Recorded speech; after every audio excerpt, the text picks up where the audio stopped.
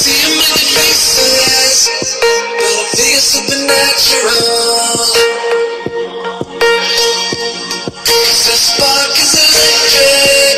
Through every part of me I feel it. You know it all comes back to you. What's up, fight fans? I'm J.Cotto. Welcome to J.Cotto's Fight Page.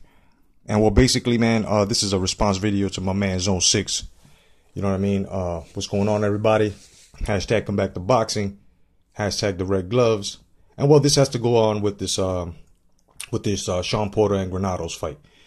You know, basically, this is sort of an agreement video. You know what I mean, with you, my man. But like, I just have to put out my 2 cents as to how I see this Sean Porter Granados fight coming to fruition, man. First of all, we all remember when Sean Porter came out with that crazy Randy Macho Man Savage fucking rant, challenging Danny Garcia, and he did it twice. Now, my whole thing here is, if someone is called out, are you not supposed to take up the mantle as to taking up the challenge, right? I think that was thrown on Danny Garcia's lap. See, Sean Porter has a thing of calling people out, and people just don't want to fight him. We have 3 cases of that. You know what I mean? And this case here it happens to be another one where I just feel that Sean Porter took whatever was available simply because he wanted Danny Garcia. Now, Danny Garcia cherry picking Manny Pacquiao's punching bag in Brandon Rios, it's kind of fucking ridiculous. That, to me, being a former WBC welterweight champion of the world, and you won't even test yourself to go up against Sean Porter. So a lot of fight fans out there are upset at Sean Porter because Sean Porter didn't fight nobody like Danny Garcia, but some fail to realize that Sean Porter has been calling out Danny Garcia more than once. You know what I'm saying? Danny Garcia had a clear road, but it seems to me that to Danny Garcia, you know, it seems that Sean Porter is a threat because he went against the battle worn and torn Brandon Rios. Now, I have nothing against Brandon Rios, but we all know Brandon Rios is diminished goods. His timing is off. He's slurring in his speech. Enough respect to him, no doubt. But he shouldn't be fighting the likes of a Danny Garcia. Regardless, they're both flat-footed. Danny Garcia should be testing himself and going with Sean Porter. But like I said, it all goes back to the call-out. Because in today's standards, which always have been the standard, but today, for some reason, they omit a lot of stuff. You know, you feel what I'm saying? And they just want to go with that, with the call-out. So let's put it under these fucking guys' standards, right? Right, Zone? Let's both of us put it under their standards. A lot of people, like, you know, as to with the thing that's going on with the Joshua and the Wilder, right? About, you know, putting asses in seats and numbers, and right. So now that Joshua got the numbers and putting asses in seats, motherfuckers are mad that now Wilder's on the weight, right? So the same thing goes with this here, that you know, the double standard here is that you know, a lot of people are saying, oh, it's not Danny Garcia's fault, but it is, because Danny Garcia had a choice to come back and Sean Porter was free. So what is Sean Porter supposed to do?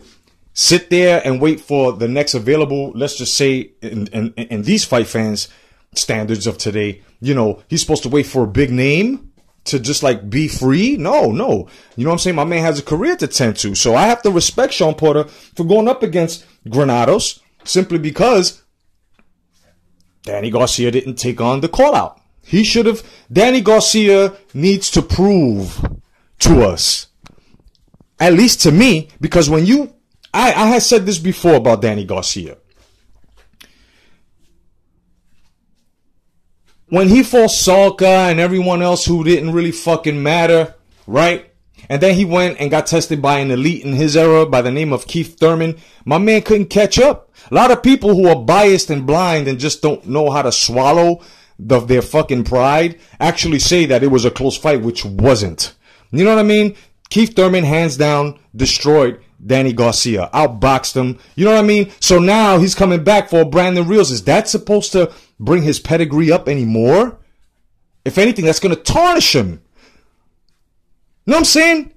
His targeting is going to be much slower compared to the next fight that he has, as to someone who's better than Brandon Rios, a bit more up in levels than Brandon Rios. His targeting, his power, everything's going to be off.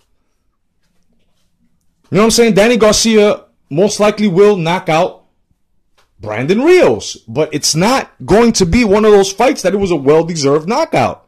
Brandon Rios is an open target, and it's going to happen. So I have to actually say, hands down, Sean Porter right now is being very competitive. You know what I mean? It's Danny Garcia who got called out. It's Danny Garcia who had all this time to make this fight with Sean Porter and didn't. You know what I mean? It's Angel Garcia who's poisoning the son of his mind. You know what I'm saying? His son's mind by telling him, fight sulkers.